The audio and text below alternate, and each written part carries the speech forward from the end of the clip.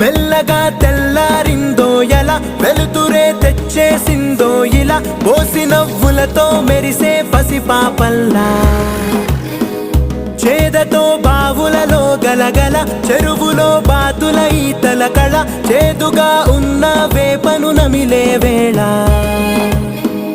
చుట్ట పొగ మంచుల్లో, చుట్టాల పిలుపుల్లో, మాటలే కలిపేస్తూ మనసారా మమతల్ని పండించి అందించు హృదయంలా.